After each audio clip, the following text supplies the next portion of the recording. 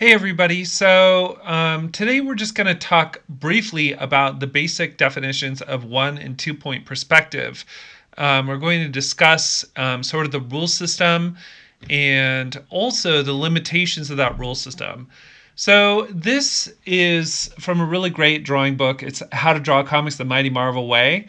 I love this book because it gives you really simple explanations with punchy language, and it's sort of like that. It gives you the core idea in a way that you can understand really easily. So here is How to Draw Comics the Mighty Marvel Ways explanation of 1 point perspective. Johnny hates to let his ruler go to waste, right? So basically, you make a point here. This is the horizon, and this is the level of your eye. And you just draw a ton of lines that radiate from that point. And anything, especially a cubic object, those lines would project back to that point, right? Now you can see this. You can verify this if you go into a city street or if you're just walking around in your neighborhood. The point is fixed and you can see the lines slanting towards the point. But you should know that you can't choose where that point is, right? That point depends on where you're standing and where you're looking, right? So if you were to, the only way to move that point is if you were to walk over here, then that point would move. That point would move from here over to here to the right. I don't know if you guys can see my cursor, but this whole thing would shift if you were to move your own body and walk. You can't move the point by just moving your head, because you would see a different view, but the point would always be exactly in the same place. So that's something to note, and you can see when you're doing Marvel Comics, you can just sort of make these really fast construction lines and create buildings that match those construction lines, and it looks fine. Now, these buildings aren't necessarily correct in perfect perspective, but it's one of those things where you'll get away with it, especially if they're all toned gray and they're in the background. There's a really dynamic figure in the foreground. It doesn't really matter. So that's what you should think about is the focus of your work and what you can get away with. Remember, a drawing is unreal, so we're going to learn rules of how to make this space super realistic. But you're always thinking about that threshold of, I can get away with this, especially because it's in the background. It doesn't really matter. But what I would like you to pay attention to in this scene is doesn't it start to look weird on the edges? So I think in perspective, there's always this you have to build your intuitive sense and just be honest about where it looks unreal. So for me, this side, the right side and the left side, look totally unreal. Like that, it doesn't make sense. I think if you were to be really seeing this, you couldn't be this far away, because if you were this far from the intersection of the street, you would be, that's not the distance of the avenue. So there's no way that you could see that much of the building on the left and the building on the right. So in addition to building your perspective, your skills in perspective, you should also work on your intuition and just look for things that appear wrong, right? So the area on the right and left of this appears really wrong to me. And so I would never make a composition like this, although I would use the center probably. All right, so this is real space. This is just my normal everyday walk in New York City on the West Side Highway. And I can see my perspective point and I can map it, right? So you see what I mean? I would never, like, everything is in perspective. Those diagonals are still structuring everything. I would never get to the place where I would have that much of a 90-degree surface on the left and the right. I can never see that because there's always something blocking my way. But it's obvious that that's where this perspective point is. And it's also obvious that there's no way for me to move it. I actually stood here and I looked all around. I moved my head as much as I could, and I could not move this perspective point. I could move it when I walked over to the other side of the walkway and stood by the light post. Then I could move the perspective point, and the scene was totally different, right? So just know that you are looking at a fixed position, and it cannot be moved. It is real, right? It's your viewpoint. You're looking at a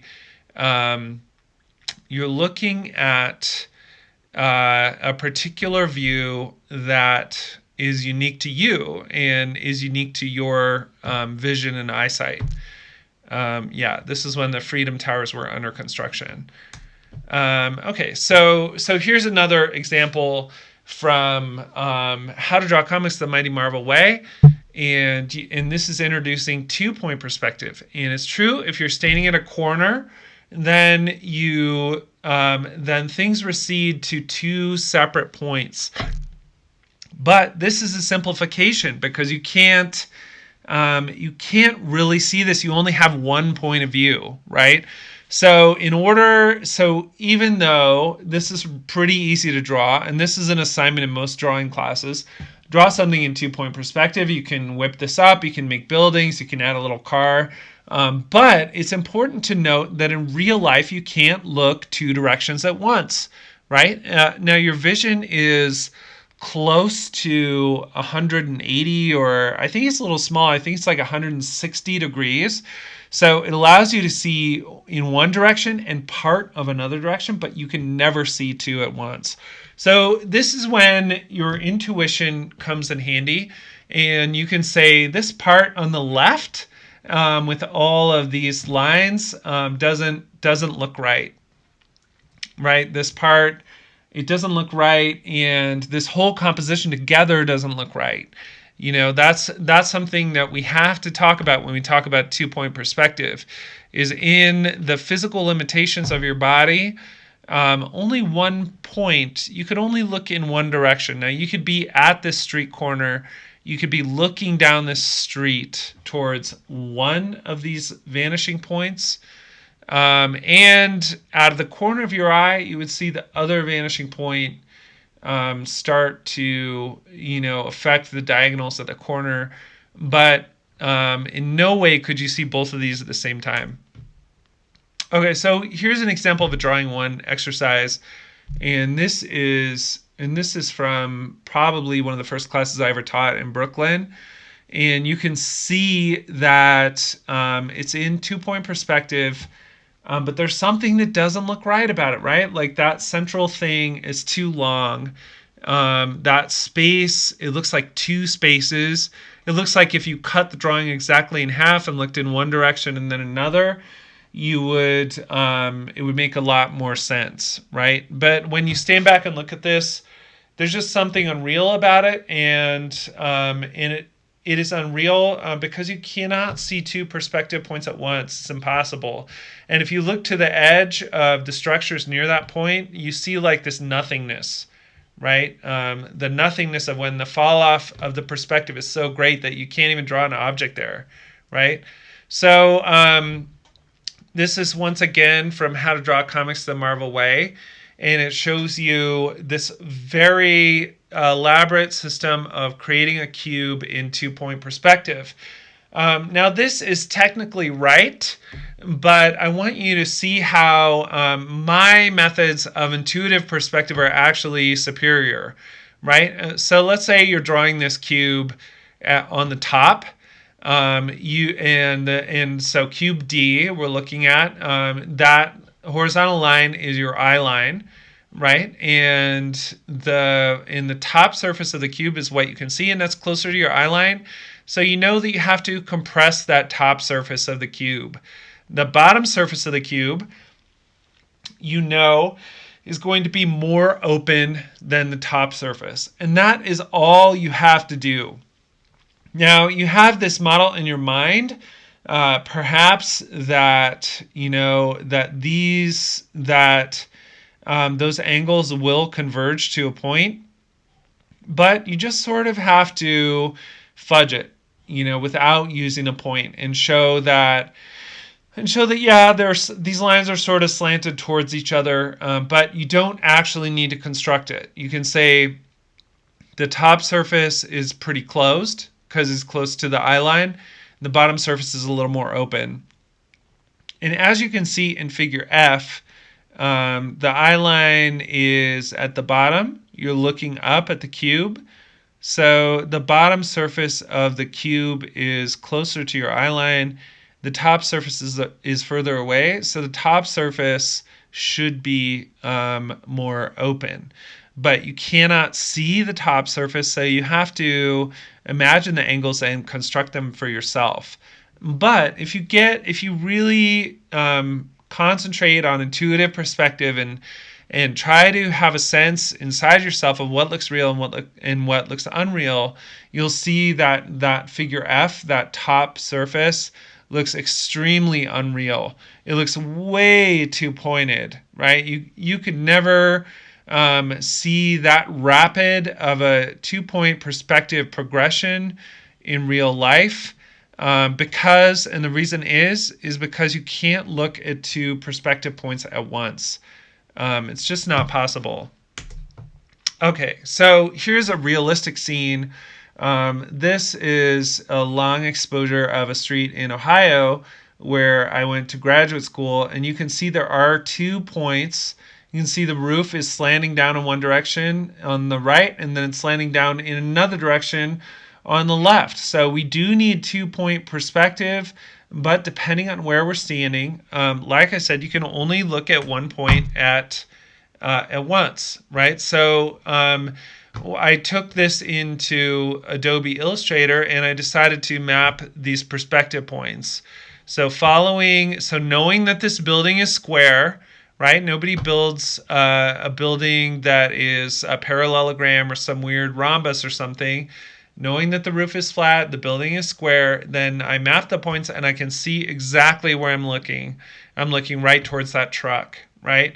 And on the other side, my viewpoint is pretty broad, but I cannot see the other perspective point. It's really far away. And I would actually have to extend the picture a great deal to see it, and it would be outside of my vision. So just know that whenever you're working with 2-point perspective, 2-point perspective is real, but no human being can see both points at the same time. So it's always great to check yourself with instinctual perspective, which means sort of, feeling that wrongness. Feeling that wrongness of that cube. That's a good example of instinctual perspective. Like, that is wrong, it's too sharp. I can tell I have a sensitivity to it. I know that I would never see that in real life. All right, so here's another example. Now, this is a really well-drafted room, and it's from above, but then think about the viewpoint. So somehow we are inside of the ceiling. You can tell that this could only come from a comic book artist, right? We're inside of the ceiling. We're looking down on the room. And not only that, the walls are transparent and we're outside of the walls. So this is kind of a great way to show the figure or to show a little scene, but it's also totally impossible. It makes no sense. It's not related at all to anything that you could ever experience. But perhaps because it's How to Draw Comics the Mighty Marvel Way, the first panel might be Spider-Man on the outside of a building, then he looks into a window, and then you see this, and you might say that it's plausible. But it's not plausible at all, because this isn't the view from the window. It's outside of the building, outside of the corner, and it's as though all the concrete were transparent, right? Okay, so having said that, having cast that aside, that's an impossible viewpoint that no human could ever experience, This is working pretty well, right? It's engineered pretty realistically. We understand what the coffee table is. We understand what the chair is, the little couch, the door frame, and the lamp. And we see this cylindrical construction on the lamp is really nice. I see how simple that is. Just making a little line, and then drawing the cylinders that create the lampshade and the base of the lamp, right? Really simple, really spare, a really good example of learning the rules and then turning those rules into tools. But in my opinion, also extremely over-engineered, because you could never actually experience this viewpoint, unless you have X-ray vision or flying outside of a building. So, all right, so let's do a little analysis, and sure enough, we have 2-point perspective, and basically the lines are okay. They're a little bit orthographic, so you can see the top of the ceiling is sort of square, right? So this artist is kind of ignoring perspective, because really the lines should go towards each other, and we should be able to find our perspective points at some point. All right, but look at, if you really map these out and try to define them, where they are. So there's no way that this artist could ever use 2-point perspective. I mean, the artist is aware of it, but they're just drawing this little succinct panel, and there's no way that they could, maybe they're drawing this on 8x10 or something. There's no way that they could have a 50-inch piece of paper and make true point perspective, but they know the rules of it, and they know it well enough to sort of refer to it in their mind as they're drawing. And by the way, this artist kind of ignores it, right? The parallel lines aren't really converging. It's really square. It's really architectural, and it's really just highly engineered. But if you were to make it more realistic, you'd have to introduce 2-point perspective, and these are the only places that points could be. All right, here's another example. This is from a great artist named Aaron Diaz, and he creates a web comic called Dresden Kodak, and you can see that it is in 2-point perspective, looking up, right? But this shows you the power of intuitive perspective, right? So this artist knows that the further up you get, the more the sharper those angles have to become. So instead of actually constructing the perspective lines, the artist is just making these angles sharper and sharper, because he knows that the construction will just create that no matter what, right? So I think of this kind of like a rule system that I would use, right? So here's the little figure down here. It says gonna die. Then when you go up a little bit, there's this big generator or something, and the square at the top of that generator is not very open. I mean, it's moderately open, right? But when you get to these towers and stuff on top, you see a lot of shapes that are really, really far away from our eyesight. Remember, if something's close to your eyesight, if something's at your eyesight, it's just a line. If a square surface is at your eyesight, it's just a line. It's all the way closed. So the further away from the character's, the eyesight, the eye line that he's established that we get, the sharper those end squares are going to be. Sharper, sharper, sharper, right? Open, open, open to a point where it's absurd and pointed, and it's kind of hidden in these most easily structures that are kind of easy to draw. But the effect is there of moving, and it's enough. It's enough to say, like, he knows that the lower shapes are pretty much closed, and the higher shapes get open, spikier and spikier. And so he sort of relaxes and just ignores the rule. at the end, right? And just draws whatever he wants and knows that it's going to be sharp and open. And look at this atmospheric perspective. Not only does it change in terms of distance, right? So this is just beautiful, and it's a total trick and a total simplification, right? So here's the figure stuff. The figure is black. Stuff that's closer to us than the figure is black. Stuff that is the next that is close to the figure is kind of this dark blue color. The next level is this lighter teal, right? And that's further away and higher up. And then the final level is pink, and that pink level is really high up and really far away. And then there's this weird skull black graphic in the background that's another color. So Aaron is taking these rules of atmospheric perspective, kind of stuff that we've worked on, of having, just deciding on 3 different colors, and laying them in and manipulating those rules in order to create a huge amount of space and bring his imagination to life. It's amazing. But what I would say about this is that the rules are soft, right? They're easy to interpret, and he makes them easy for him. If he were to diagram the proper 2-point perspective, I sort of came up with that it was pretty much like this. And if you look at this where it's level, where it's actually horizontal, it pretty much matches up with the level of the figure's head. So that I think is pretty cool. And if you're drawing this and just trying to sort it out intuitively, you would probably do this anyway. You'd probably say like, okay, this is the horizon, this is the figure's head, and everything in the 2-point perspective goes up from here. All right, now if we actually diagram it and we show where those 2-point perspective focus points are, we would actually discover that they were kind of unusable, right? They're off the artboard entirely.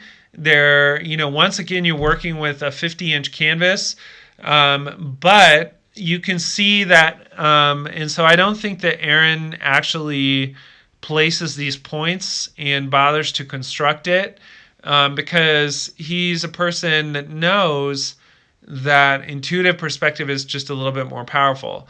But you can see when we match up the 2 loci and the radius of these points, the radii of these points, we can see that it's actually really precise. Like the lines match up really precisely. So what I want to say is that if you practice and you learn these rules and you internalize them and you change them into tools, instinctual perspective will take you much farther than making this hyper engineered stuff. This stuff it's difficult to draw anyways, because in 2-point perspective, one of your systems will always be off the paper. It's just the only way to make it real. One of those focus points, one of those directions when you're looking, will have to be off the paper, and in this case they're both off the paper. All right, so that is it. And let's see, there's one more thing that I want to show you.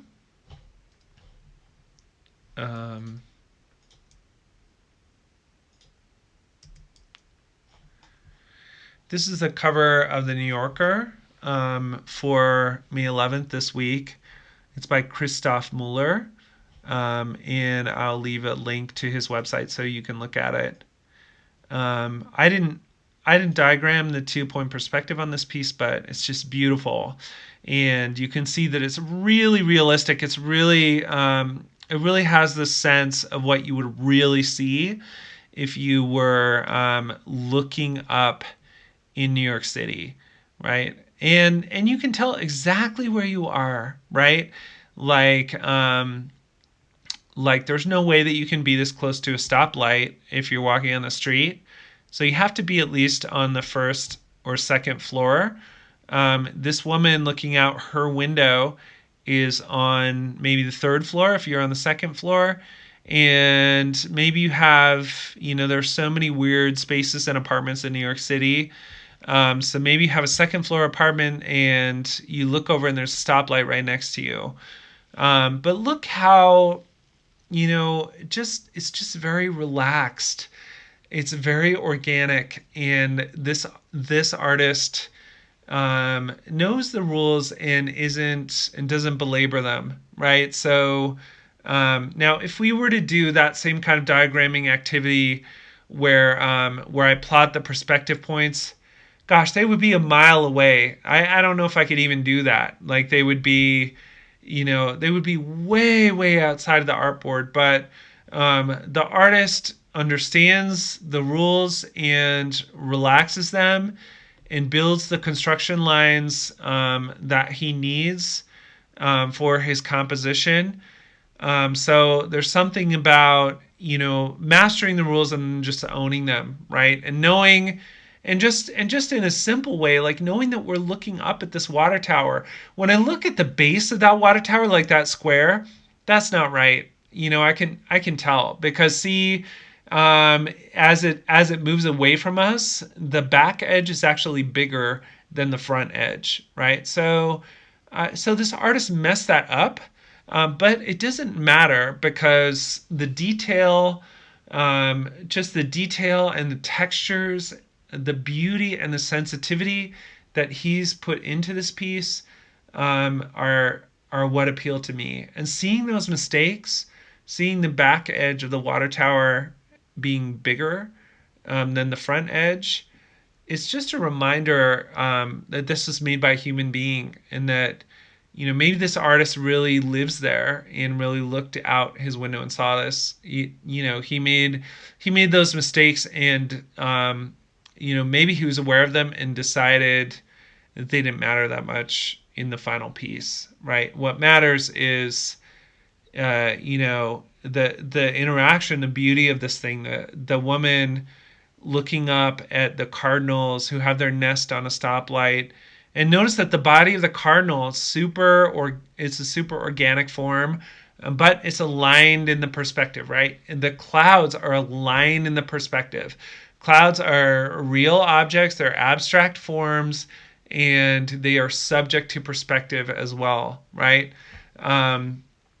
Also, can we just talk about the type design? How this water tower makes the title of the magazine unreadable, right? It's very bold to cover the text like that. But there's something about, this whole piece feels like just a real experience, a breath, that space between the real and the unreal, where the artist saw this and decided to draw it, and the drawing wasn't perfect, but the drawing allowed this momentary glimpse that the artist had to become real. It's just beautiful, beautiful. And the more I look at it, the more mistakes I notice. Like, the top of the water tower is really far away from our eye line, so this should be almost perfectly round. But it's not. It's kind of flat on top. It's not really a good oval. If you try to draw a cylinder and you try to draw an oval, you might make these same mistakes of not being able to draw it perfectly. It just takes practice. But to me, I love seeing the basic rule systems of another artist, and I love seeing their mistakes, right? And just this basic rule system of knowing that we're looking up at this traffic light. That's consistent. We can see the bottom of the traffic light and we can't see the top. And because the nest is on top of the traffic light, we can see the bottom of the nest, but we can't see the top, but we can see these little birds peeking out, right?